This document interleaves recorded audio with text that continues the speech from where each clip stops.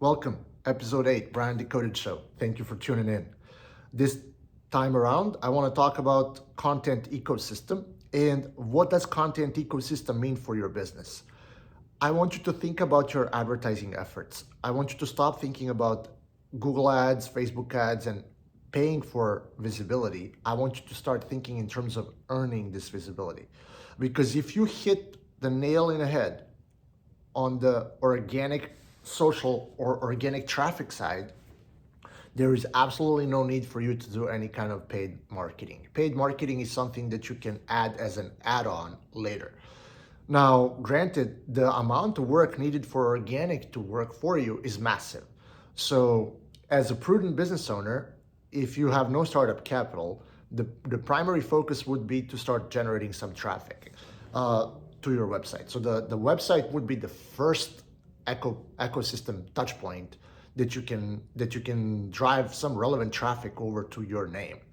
So Alpha Efficiency, my own website, has over 8,000 unique hits per month on our website, and most of this traffic is relevant, highly relevant. Like people are searching for web design ideas, they're searching for web design trends and artistic directions, and we are covering those on our blog, and some of those people are our prospective customer.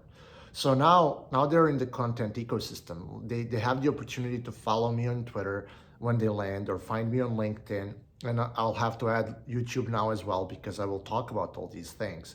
But this is just one touch point, and for the majority of times when we do have someone landing on our website, they just leave and they never come back, because the friction is high. Like the conversion rate that you can have on a website, on a form fill, it's a good conversion rate if 10% of your visitors convert. But majority of the times the average is 5% conversion rate for the form fills.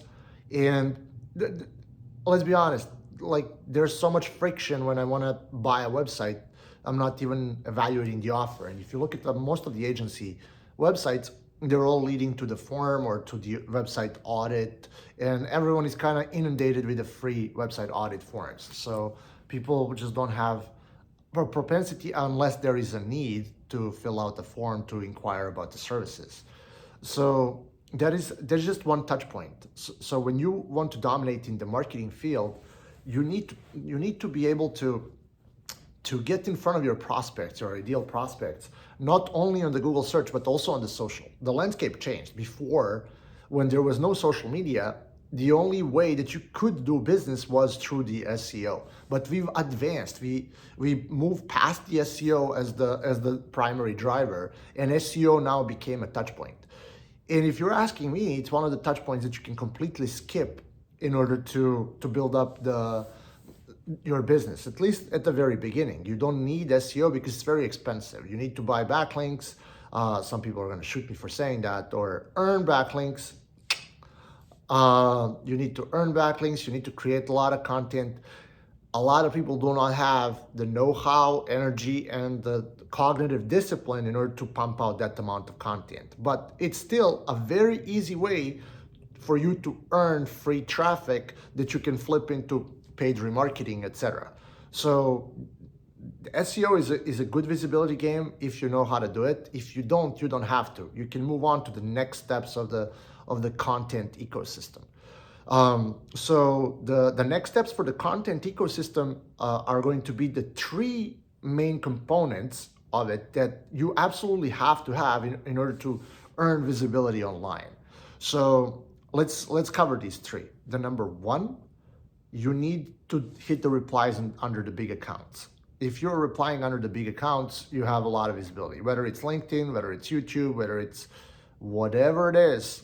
If you're showing up underneath the big accounts, there will be traffic and people going to your profiles. Your profile is a landing page. Your landing page is designed to sell. The only thing, or the primary thing you want to sell, is your newsletter membership under your profile. That's what I currently do. Sometimes you can run a promo or a product, but building up your own second step of the content ecosystem, or third step if you're counting SEO, the third step of the ecosystem is getting all the people into your newsletter and delivering content to them. I've wasted years of not sending emails, and I'm feeling so guilty about it. If I were creating content for all these years and sending emails, the relationship that I have with people that are somehow ending up on my lists, whether they're filling out the calendar form to meet with me or they're flat out interested in the newsletter, if I was publishing way more newsletters, I would have made more money. It's simple. Sell to your list. Send some promotional content as a part of your bigger picture content that you're delivering to the readers that is giving them value. So mix value and sales all the time, and you'll be selling always, and thus you'll be making more money. So the primary goal that you have as a business owner, and I'm saying here primarily as a business owner, a lot of people think that being a creator means just being a creator and influencer and blah blah blah. When you're a business owner, you have a motive of engaging in a sales process. And if people aren't aware of your products and services, they will not buy. It's plain and simple.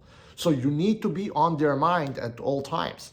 And all your social media activity needs to funnel people to your newsletter. So when I have a tweet go viral, and I don't know, yesterday I had a tweet that had almost 60,000 impressions. And that tweet yielded me probably 50, 60 followers. But as an added bonus of those 50, 60 followers, I had 6 people subscribe to the Conversion Insider newsletter. That is my own media. That is the channel that I own and operate. And that channel is allowing me to stay in the game. Like the ultimate vanity metric for my own business is how many people joined my newsletter. That's it. That's the most important thing. And by the way, join conversioninsider.com. A lot of good stuff over there. I'm always spending between 4 to 6 hours on creating a single piece. So all of it is going to be damn good. And I'm going to be talking a lot about making money online in general. So plug in and join Conversion Insider. See, I'm doing it right now. I can't help it anymore. It's the primary thing you got to do. You got to promote your newsletter. You can't stop doing it, because if you do, you're not making money. So you really want to cover that as a revenue generating asset, right? So don't skip on your newsletter. As you're writing your newsletter though, Danko talked about this in Digital Economics and Cortex, so plug to him. As you're writing your newsletter, you can recycle that content back into social media. You can write a newsletter and you can repurpose that for your long form LinkedIn post. You can repurpose that for a script for a YouTube video. Even though I'm doing these unscripted, I will start making scripted videos in the future. And therefore, the habit of writing every day, which I successfully established for the past 6 months, is a cornerstone habit of you building your marketing engine, where you can invest into building leverage through social media and driving all that leverage back to something you own, operate, and control, which is your newsletter. Speaking of which, I really got to send more emails, and I hope you will too. As you're creating the newsletters, you are building a library, almost a book worth of content. Over time, you will be able to author a couple of books as you're going through this process of building up a content ecosystem. Because if you're writing every day, even if it's like for 20 minutes, and 20 minutes of cognitive capacity, of focused energy, can produce a lot. You can write about 300 to 500 words in 20 minutes. If you have one 30-minute session per day of writing that is somehow structuring your thoughts, concepts, and ideas into the fully fledged concepts, you will be able to attract and retain attention and flip this attention into buyers. My company sells web design.